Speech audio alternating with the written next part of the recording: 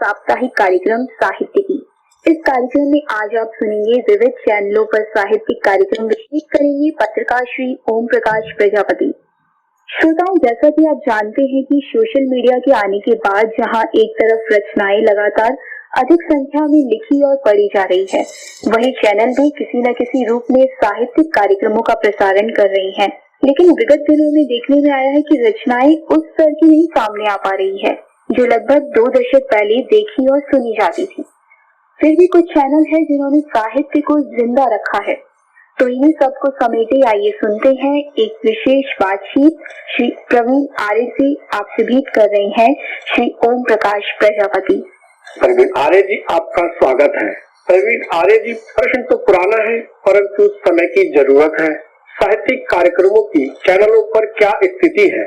ओम प्रकाश जी, आज अगर हम दूरदर्शन के समकक्ष राष्ट्रीय चैनल्स की बात करें, आज हमारे कई कार्यक्रम चल रहे हैं और कुछ कार्यक्रम चल रहे हैं, कुछ कार्यक्रम चल करके बंद हो गए जी। जैसे एनडीटीवी पर कार्यक्रम पहले चलता था, अर्ज किया है कविता का, पहले चला 1993 से 94 तक, बीच बंद हो गया, फिर दोबारा शुरू है बीच में। जन टीवी पे इंडिया लाइव कविता का कार्यक्रम 2005-2007 में रहा जी। ऐसे जी न्यूज पे आज के समय में चल रहा है, बहुत अच्छा लोकप्रिय भी है, कवि युद्ध है, नेताजी लपेटे में, भैया जी कहीं न, जनता टीवी एक है चैनल, उसपे कवि दरबार रहा जी। और सुदर्शन चैनल पे जो है काव्य गर्जना कार्यक्रम है जो काफी लोकप्रिय है। ऐसे ही सतमला कवियों की चौपाल साधना टीवी पे 18 वर्ष से चल रहा है। स्थिति अगर कहें तो ये तो है साहित्य के एक विधा पद्य के कार्यक्रम जी। गद्य के कार्यक्रम की स्थिति अगर हम देखा जाए तो वो अभी वर्तमान स्थिति में अन्य चैनल्स पे दूरदर्शन के अलावा नगण्य है कुछ। अभी संसद टीवी पर ही अभी दीनदयाल उपाध्याय जी की जयंती मनाई गई, उसपे बहुत अच्छा एक कार्यक्रम, पूरे दिन के कार्यक्रम चले, उसमें साहित्यिक कार्यक्रम काफी थे। ऐसे सुदर्शन चैनल पर एक पूरा साहित्य सप्ताह मनाया जाता है स्वतंत्रता दिवस के महोत्सव पर जी। उसमें साहित्यिक परिचर्चाओं के कार्यक्रम रहते हैं, उसमें मैं भी कई बार सम्मिलित रहा हूँ। और ऐसे एक आज तक चैनल पर साहित्य के नाम से पूरी एक डेस्क है, साहित्य तक के नाम से भी उसको नाम दे दिया गया है, साहित्य मेले आयोजित भी करती है जी। अगर हम गुणवत्ता के आधार पे बात करें तो गुणवत्ता सबकी अपने ढंग से हो सकती है, लेकिन अभी दूरदर्शन के समकक्ष अगर हम बात करें उसमें अभी सुधार किया सकता है।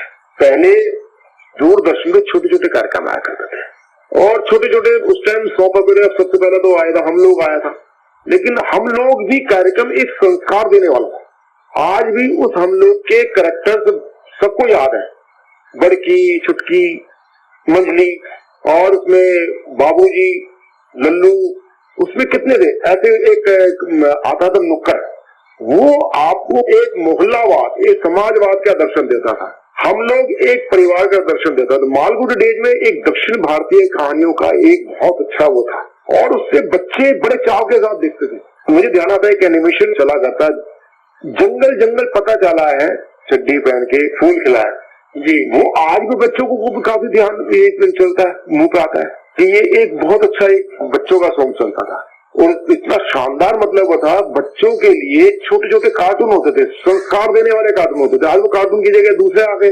एक एनिमेशन आता था कि चिड़िया है, छोटे छोटे मतलब उसमें स्लोगन दिए जाते थे राष्ट्रीय एकता के, किस प्रकार से चिड़िया दाना चुग रही है। वो एनिमेशन आज हमारे पास कहाँ है?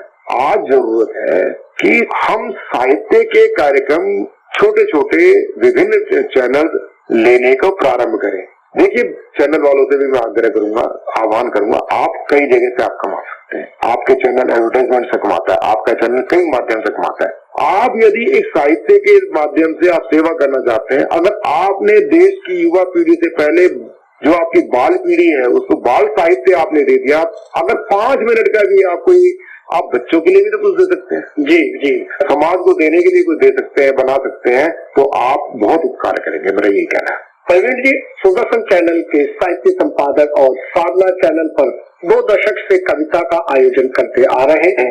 विशेष बात है कि आपने कोरोना काल में भी कविता कार्यक्रम जारी रखे हैं। प्रवीण जी, आज से 2 दशक पहले तक चैनलों पर साहित्यिक कार्यक्रम देखे हैं और उस समय बाढ़ भी रही है। परंतु आज साहित्यिक कार्यक्रम में गुणवत्ता पहले जैसी नहीं है, क्या कारण है? जैसा कि ओम प्रकाश जी, मैंने पहले आपके प्रश्न के उत्तर में उसको लिया, उसको मैं इसके चरणबद्ध तरीके से इसका मैं आपको उत्तर देता हूँ जी। इसका मुख्यतः कारण है कि जब तक एक अधिकार था दूरदर्शन और अपना आकाशवाणी का, तब तक गुणवत्ता पे प्रश्न चिन्ह कभी नहीं उठा। जब से व्यावसायिक बाजारवाद जब से इस क्षेत्र में आ गया, समाचार क्षेत्र के माध्यम से, चाहे वो दूरदर्शन के बाद अन्य चैनल हो, चाहे समाचार चैनल हो, चाहे वो मनोरंजन के चैनल हो, इसमें बाजार घुस गया है। बाजार घुसने से पहले दूरदर्शन में पत्रिका जैसा कि कार्यक्रम होता था, आज वो नहीं है। मालगुडी डेज हुआ करता था, कमलेश्वर जी का होती थी कथा दर्पण, वागले की दुनिया जी, कृषि दर्शन कृषि का एक कार्यक्रम होने के साथ साथ उसमें बीच में संगीत, कला और कविता के कार्यक्रम भी उसमें होते थे। ऐसे ही अगर हम बात करें आकाशवाणी भी आता था, मीठी मीठी हंसाइयां, वो वाला स्तर आज हम इसलिए नहीं मेंटेन कर सकते क्योंकि आज समाज के अंदर हिंदी इंग्लिश हो चुकी है। आज बाजार की कुछ मांगे होती हैं, बाजारों की मांगों को करने के लिए आप साहित्य के साथ छेड़छाड़ करते हैं जी। साहित्य के साथ भाषाई छेड़छाड़ होती है, हम हल्के शब्दों का प्रयोग करते थे, वो साहित्य कहाँ रह गया जी। और वही कविता कहाँ रहेगी? आज कविता चुटकुलेबाजी बन के रह गई। और कविता के क्षेत्र में बाजारवाद जब घुसेगा, साहित्य के क्षेत्र में अगर बाजारवाद घुसेगा, तो उस चीज को हम मेंटेन नहीं कर सकते, हम उसको नहीं सह सकते। ये एक मुख्यतः कारण है। परवीन जी, इस तरह के साहित्यिक कार्यक्रमों को पुनः स्थापित कैसे किया जा सकता है? इसका एक विकल्प है जी। हम इसके क्षेत्र में जितने भी आज, जैसे मेरे पास अपना व्यक्तिगत कविता के क्षेत्र में 18,000 से अधिक नवांकुर कवियों का डाटा है जी। हम चैनल्स के प्लेटफॉर्म को हम नवांकुरों तक पहुंच का एक सरल साधन उपलब्ध कराएं जी। जिस दिन ये हम उनको विश्वास दे पाए कि आपके अंदर यदि कला है, हम आपको एक उचित प्लेटफॉर्म देने के लिए सक्षम है, तत्पर है जी, तो आपके पास साहित्य, कला और चाहे वो गद्य हो चाहे पद्य हो, वो खींचे चले आएंगे। आज हमारा सारा जो जोर है कविता की तरफ है। हमने कथा लेखन, कथा वाचन को हमने बढ़ावा नहीं दिया। अगर हम इसको इंग्लिश में कहें तो स्टोरी टेलिंग में आज इतना कुछ बढ़ चुका है। नीलेश मिश्रा का योगदान कर सकते हैं, अनु कपूर का योगदान कर सकते हैं, हम कथा साहित्य के कार्यक्रम कर सकते हैं, कहानीकारों को, निबंधकारों को हम प्लेटफॉर्म दे सकते हैं। ऐसे समीक्षक बहुत हैं आज की डेट में। सोशल प्लेटफॉर्म पे बहुत आपको ऐसे लोग मिल जाएंगे जिनके अंदर प्रतिभा नजर है, केवल उन पर डालने की, उनको प्रश्रय देने की। प्रवीण जी, अभी आपने बताया कि आपके पास एक बहुत बड़ा डाटा है नामांकुर साहित्यकारों का। क्या कारण है कि युवा पीढ़ी साहित्य से अनभिज्ञ है? आज युवा पीढ़ी को साहित्य समझाने के लिए हमें जद्दोजहद करनी पड़ती है। उसका एक कारण ये है कि हमारे जो पहले लोग हैं और बाजार में एक चरणबद्ध एक षड्यंत्र के नाते हिंदी को पीछे धकेलने का कार्य किया जी। और साहित्य के क्षेत्र में आज हिंदी का जो एक देव भाषा संस्कृत के साथ जो होती थी, आज उसमें इतने विदेशी हजारों लाखों शब्दों का प्रयोग हो चुका है कि अगर मुख्य रूप से आज एक शब्द आपको भी सुनाई देता होगा, आप अगर अपने मोबाइल में लैंग्वेज सेट करना चाहो तो उसमें हिंदी और इंग्लिश आता है।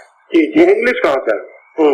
ऐसे कई जो चीजें हैं साहित्य के क्षेत्र में, साहित्य का स्वरूप बिगाड़ने का सबसे बड़ा जो काम हुआ वो कवि सम्मेलनों में हुआ जी। आज जो आयोजित कवि सम्मेलन होते हैं, कवि सम्मेलन वो वस्तुतः ना हो करके, वो कहना नहीं चाहिए, बहुत हल्का शब्द है, वहां पर इतना बाजारवाद आ चुका है और भोंडापन आ चुका है कि आज साहित्य को, कविता को वही माना जाने लगा कि यही कविता, जबकि वस्तुतः कविता वो नहीं है, वस्तुतः कवि सम्मेलन वो नहीं है। वही उसी का दुष्प्रभाव आज हम चैनल पर दे सकते हैं। अगर हम कविता की सूचिता बरतना चाहते हैं तो हमें अपनी पहुंच बढ़ानी पड़ेगी। प्रवीण जी, क्या हम अपने युवाओं को और अपने नौजवानों को साहित्य से जोड़कर रखते हैं तो ऐसा नहीं लगता कि उनके अंदर संस्कारों को भी बढ़ावा मिलेगा?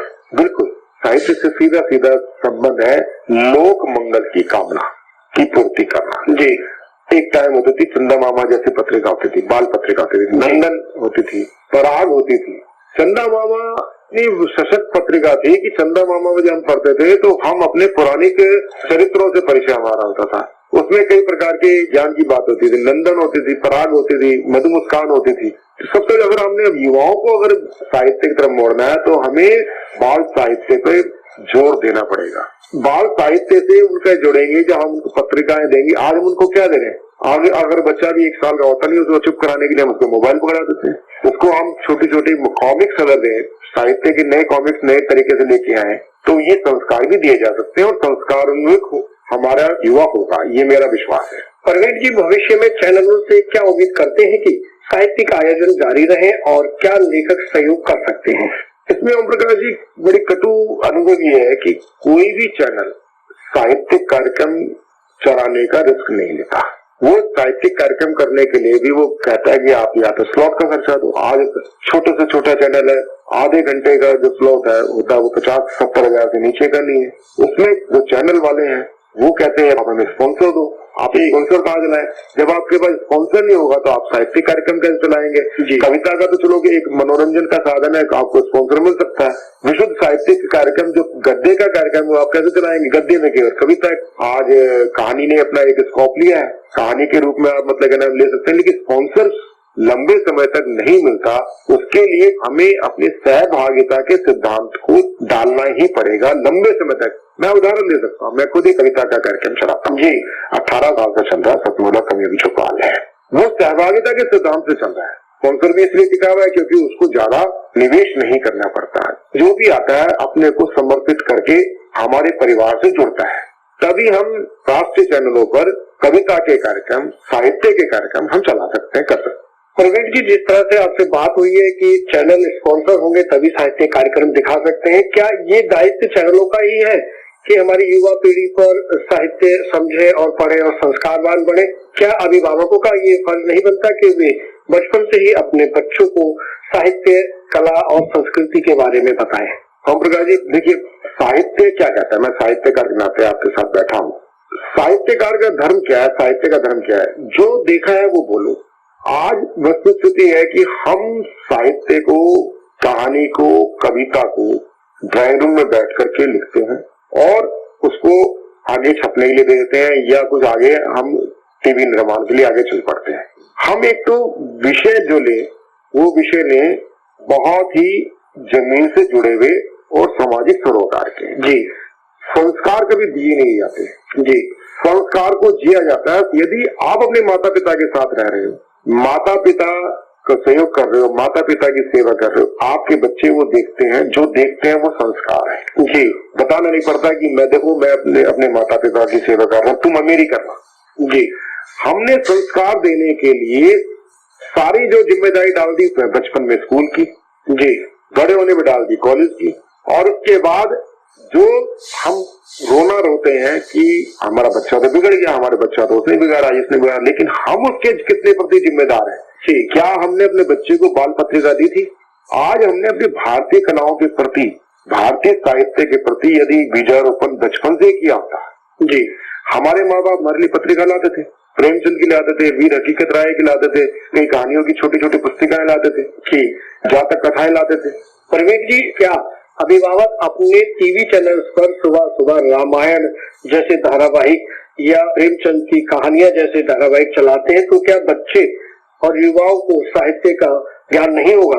निश्चित तौर पर ओम प्रकाश जी, संगीत के स्वर लहरी का एक वैज्ञानिक तथ्य है कि जब सोया हुआ होता बच्चा, सुबह की जो नींद होती है वो 4 से 5 के बीच में वो ब्रह्म मुहूर्त होता है। उसमें चाहे वो बेशक सोया हो, लेकिन उसकी जो आवाज उसके तक जा रही है वो उसके मनोमस्तिष्क पर असर करती है जी।